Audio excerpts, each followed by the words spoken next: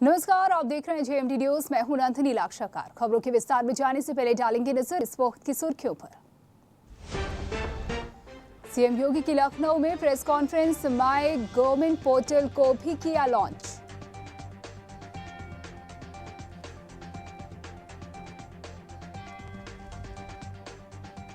कर्नाटक के सीएम पद से बीएस येदियुरप्पा का इस्तीफा, भावुक होकर बोले, मैंने हमेशा अग्नि परीक्षा से गुजरा हूं।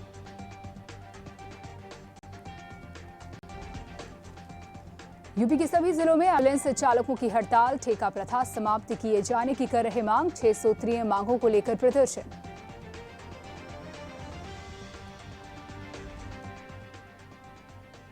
कारगिल विजय दिवस पर देश भर में शहीदों को किया गया याद। लद्दाख के द्रास क्षेत्र में कारगिल युद्ध स्मारक पर जलाए गए 559 दिए। सावन मास का पहला सोमवार आज शिवालयों में लगे बम बम भोले के जयकारे। कोविड गाइडलाइन के तहत किए जा रहे भोले बाबा के दर्शन।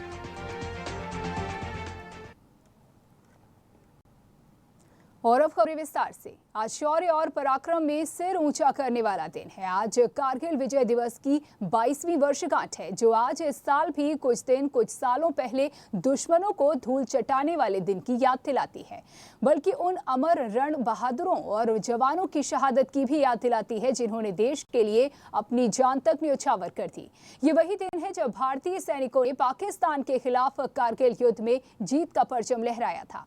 आपको बता दें कि कारगिल विजय दिवस पूरे भारत के लिए गर्व और जश्न का दिन है, और इसी उपलक्ष्य में देश के राष्ट्रपति रामनाथ कोविंद, पीएम नरेंद्र मोदी, उत्तर प्रदेश के सीएम योगी आदित्यनाथ ने शहीदों को नमन किया।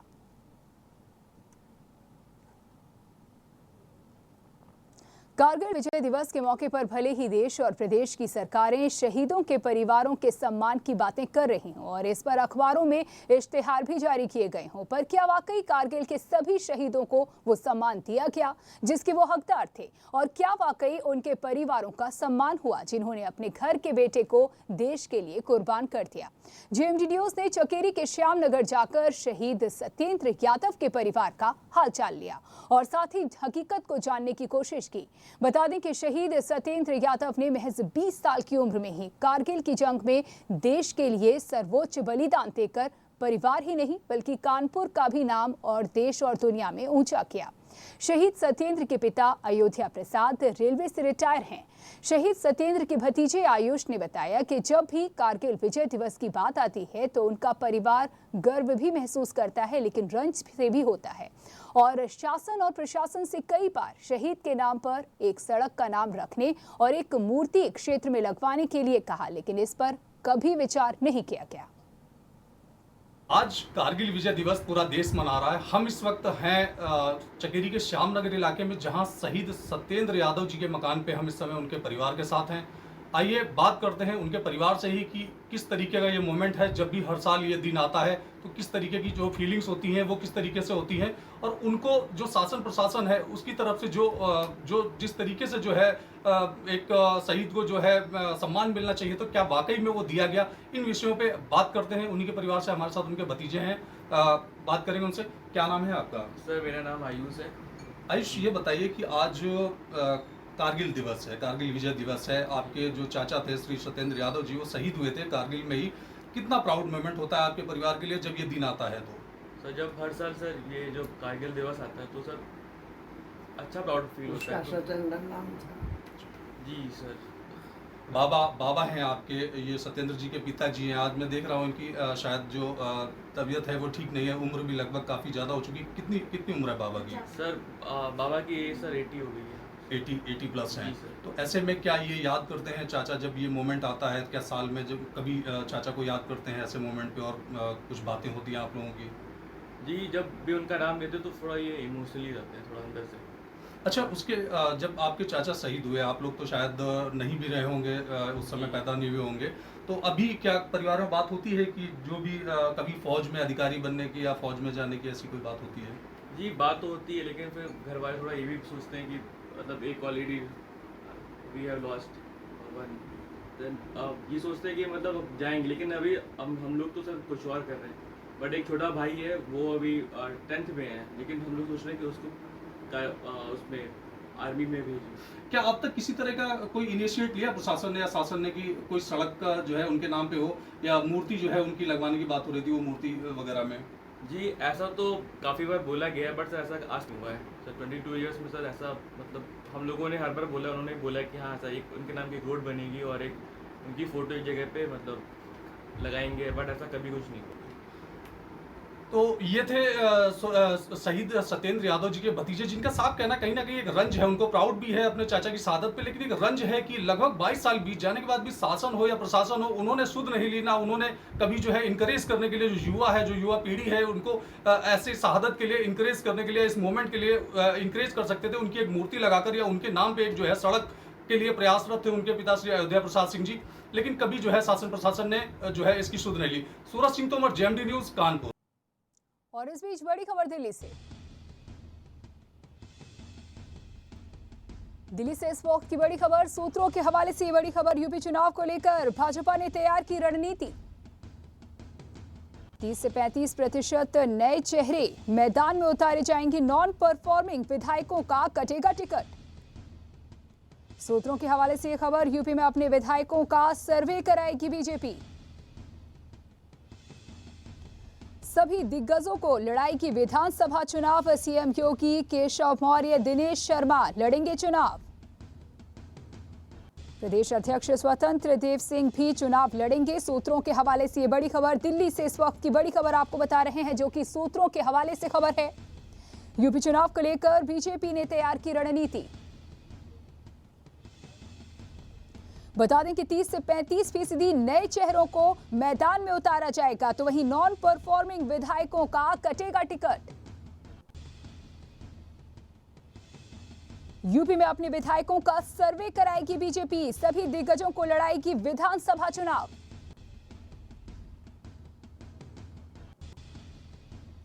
मैनपुरी में पिछले कई दिनों से अपनी मांगों को लेकर धरना दे रहे एम्बुलेंस कर्मियों ने चक्का जाम करना शुरू कर दिया है।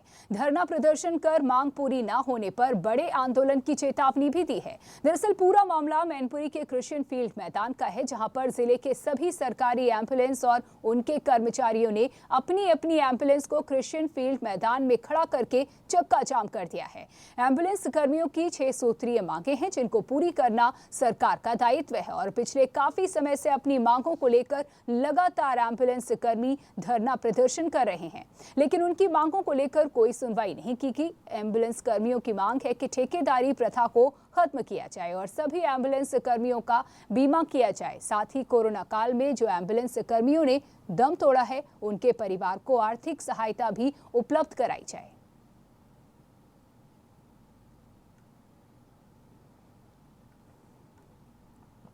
पिछले कई दिनों से अपनी मांगों को लेकर धरना दे रहे एम्बुलेंस कर्मियों ने चक्का जाम करना शुरू कर दिया है। धरना प्रदर्शन मांग पूरी न होने पर बड़े आंदोलन की चेतावनी भी दी है। दरअसल पूरा मामला है जनपद बाराबंकी के लखनऊ फैजाबाद राष्ट्रीय राजमार्ग के पास बीजेपी कार्यालय के पास का, जहां पर जिले के सभी सरकारी एम्बुलेंस और उनके कर्मचारियों ने अपनी अपनी एम्बुलेंस को सड़क किनारे खड़ी कर चक्का जाम कर दिया है।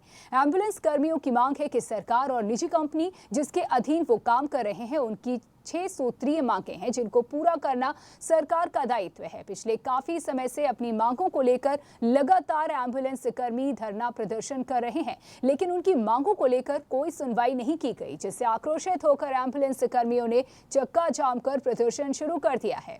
एम्बुलेंस कर्मियों की मांग है कि ठेकेदारी की प्रथा को खत्म किया जाए, सभी एम्बुलेंस कर्मियों का बीमा किया जाए। साथ ही कोरोना में जिन एम्बुलेंस कर्मियों ने दम तोड़ा है, उनके परिवार को आर्थिक सहायता मुहैया कराई जाए।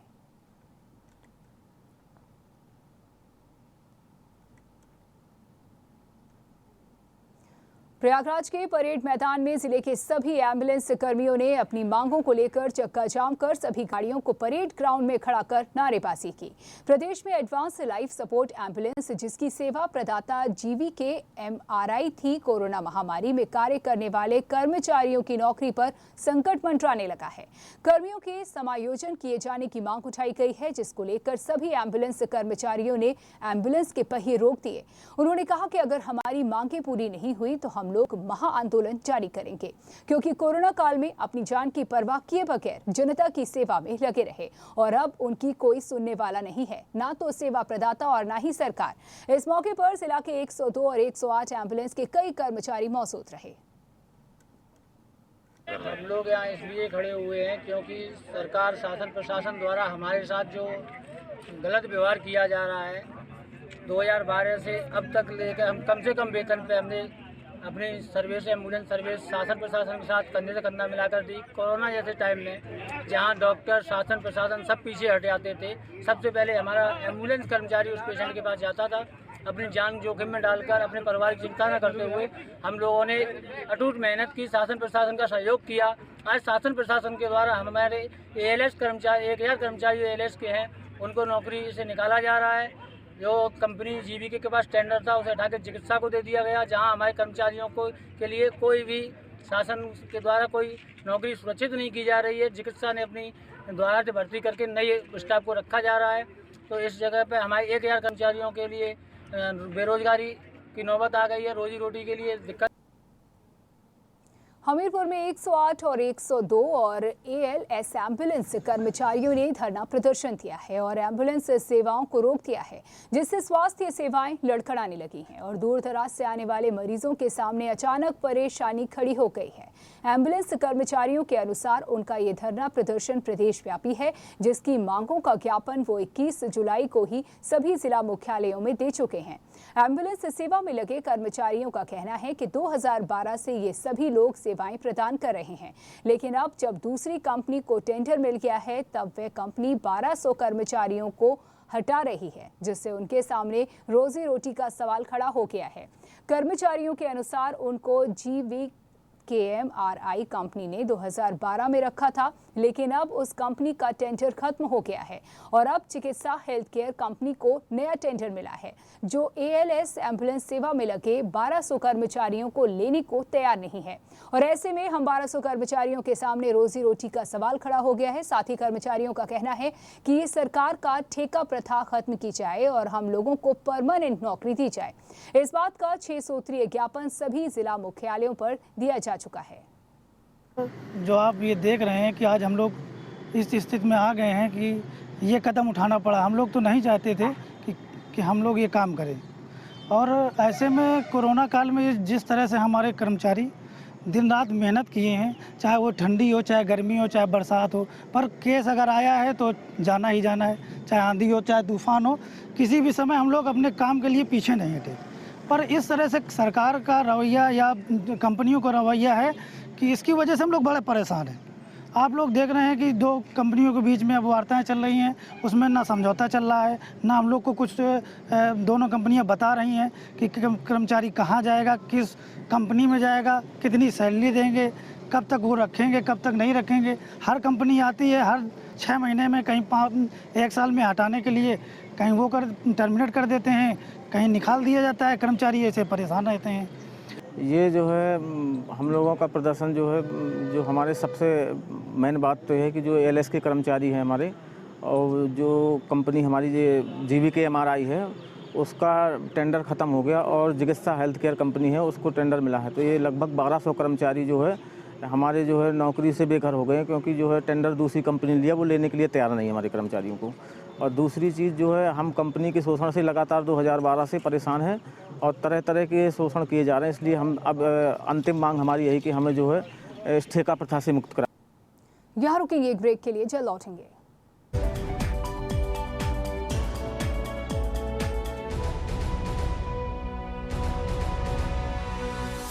यूपी मतलब दबंग लोग। अबे भैया जी की गाड़ी कौन रोका? पावर की देख जकड़, पैसों की देख अकड़, छोटी सी बात पर आस्ते ने ऊपर चढ़ जाती है। यूपी वाले दम दिखाने का मौका नहीं छोड़ते। अब चाहे वो पावर का दम हो, पैसों का दम हो, या फिर अच्छाई का। भैया को बोलना पड़ेगा।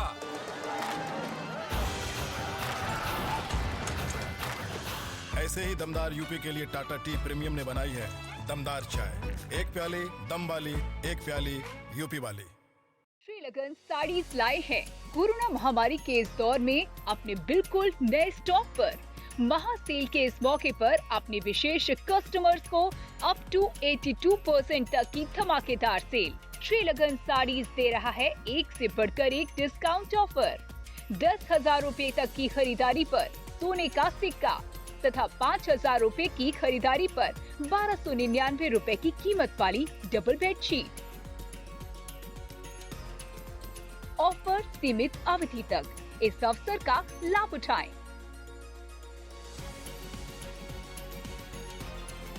श्रीलगन साड़ी, दर्शनपुरवा व तिलक नगर, कानपुर। यूपी के दमदार लोगों के लिए टाटा टी प्रीमियम ने बनाई है दमदार चाय। एक प्याली दम वाली, एक प्याली यूपी वाली। मैं अपनी फेवरेट हूँ, मेरे जैसा कोई दूसरा है चुलबुलापन जिसकी हर बात में घुल जाए, जिंदगी में रंग भर दे। चोरी चोरी चुपके दिल में उतरे, स्वाद से सबको दीवाना कर दे, दीवाना कर दे। मेरी जैसी मेरी अपनी पताका चाय, गजब का स्वाद। पेश है नया सोरो डिशवॉश बार। इसका एक्स्ट्रा लेमन पावर जले हुए बर्तनों और जिद्दी चिकनाई को साफ करे मिनटों में। इसका जर्म्स क्लीनर फॉर्मूला बीमारी फैलाने वाले बैक्टीरिया साफ करे 99% तक। सोरो डिशवॉश बार, कम गले ज्यादा जले। तो आज ही लाएं सोरो डिशवॉश बार। बर्तन वही, चमक नई। एस्ट्रोलॉजर गुरुजी अपनी हर प्रकार की समस्या का समाधान 100% गारंटी से यंत्रों द्वारा करवाएं। कैसा भी हो काम, तुरंत लें समाधान।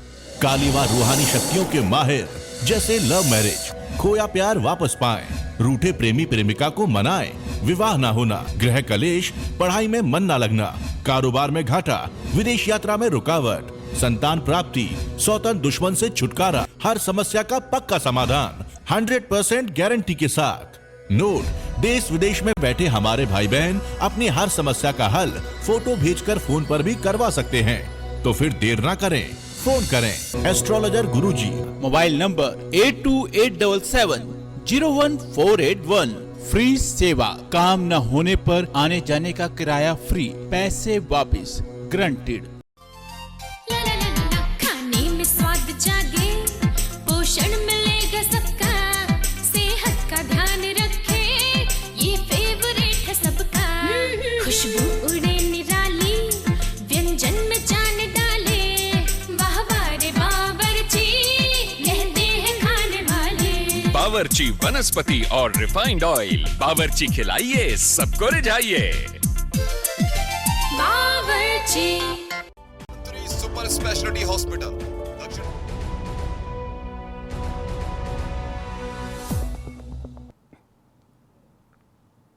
ब्रेक के बाद आपका स्वागत है। बढ़ते हैं अगली खबर की ओर। गंगा का जलस्तर एक हफ्ते में 2.57 मीटर बढ़ गया है, जिसको देखते हुए सिंचाई विभाग ने गंगा बैराज के 30 गेट खोल दिए हैं और गंगा किनारे बसे सैकड़ों गांवों में सतर्कता बढ़ा दी गई है। सिंचाई विभाग के एक्सिसियन जेपी सिंह ने बताया कि गंगा का जलस्तर धीरे धीरे करके बढ़ रहा है और इस समय शुक्लागंज में 111.33 मीटर पर है। वार्निंग लेवल 113, डेंजर लेवल 114 पर है और हालांकि अभी जलस्तर उससे बहुत नीचे है, लेकिन हाँ, संभावना जताई जा रही है कि धीरे धीरे करके गंगा का जल स्तर बढ़ेगा और अगर ऐसा होता है तो आसपास के गांवों में सतर्कता बढ़ा दी जाएगी। साथ ही प्रशासन को भी इसकी जानकारी दी जाएगी। गंगा का स्तर इस समय धीरे धीरे बढ़ रहा है और शुक्लागंज में इस समय उसका जल स्तर 111.33 मीटर है और हमारा जो खतरे का निशान है वो वार्निंग लेवल 113 मीटर है और डेंजर लेवल है 114 मीटर, तो उससे अभी काफ़ी नीचे है। लेकिन संभावना ये है कि ये अभी जो धीरे धीरे बढ़ेगा, लेकिन अभी इस तरह कोई विकराल रूप धारण नहीं करेगा। सामान्य डिस्चार्ज आ रहा है और सामान्यतः है वो पास हो जाएगा। अभी कोई खतरे की ऐसी कोई बात नहीं, ना कोई किसी के नुकसान की कोई ऐसे है। यदि कभी कोई वार्निंग आती है ऊपर से कि पानी ज़्यादा बढ़ रहा है तो उसकी हमें सूचना मिल जाएगी और हम पूरे कानपुर नगर को और प्रशासन को और यहाँ की जनता को अवगत करा देंगे।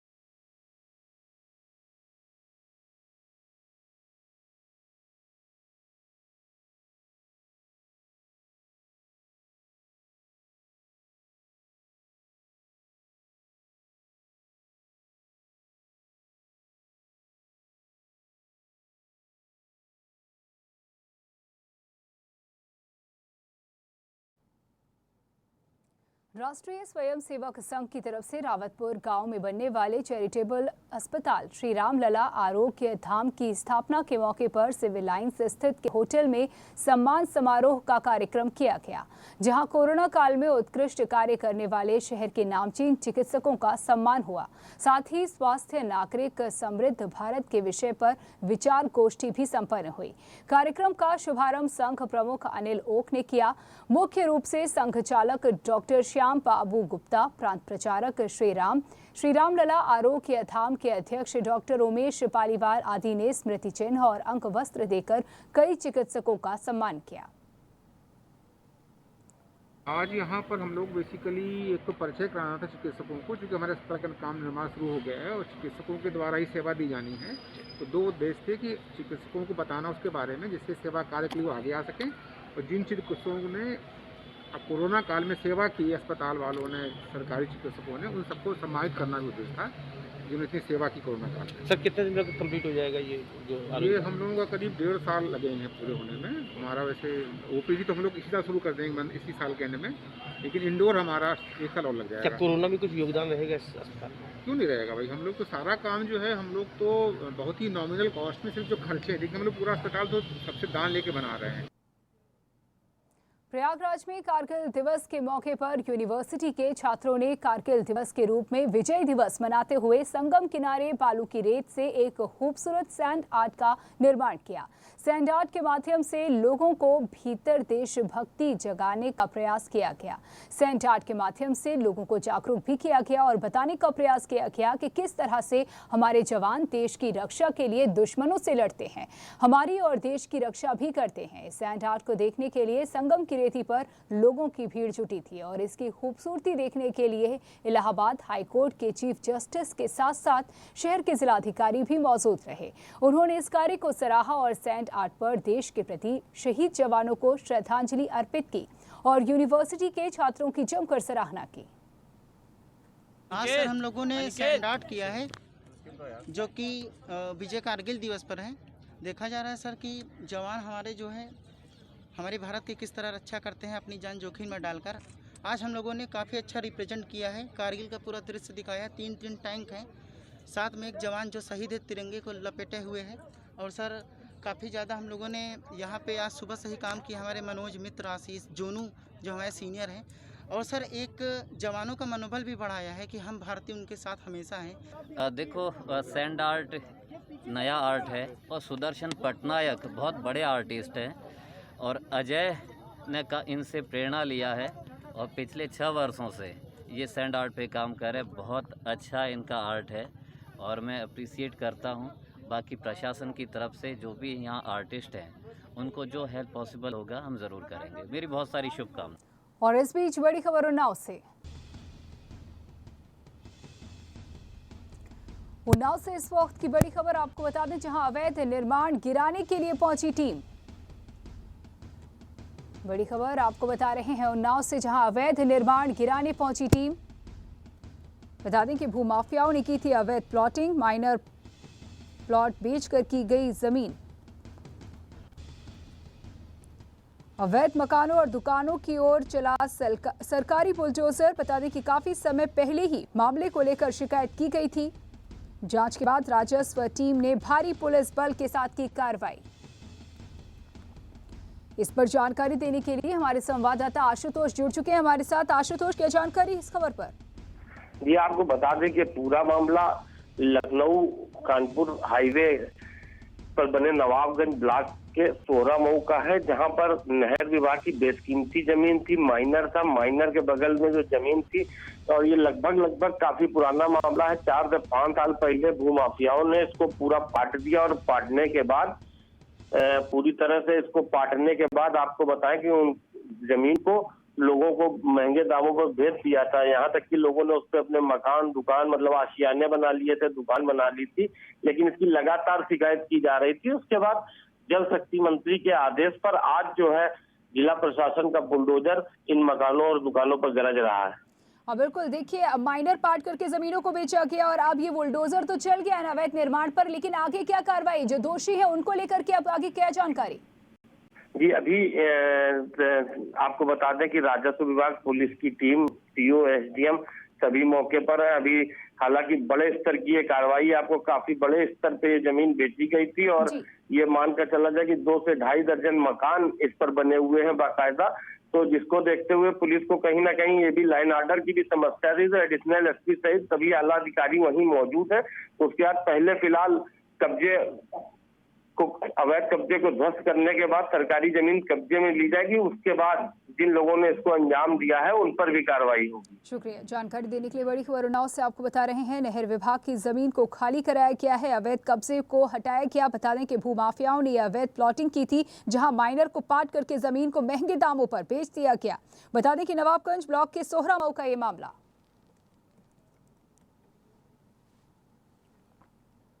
और इसी के साथ फिलहाल इस बुलेटिन में इतना ही। आगे की तमाम खबरों के लिए देखते रहिए JMD न्यूज़।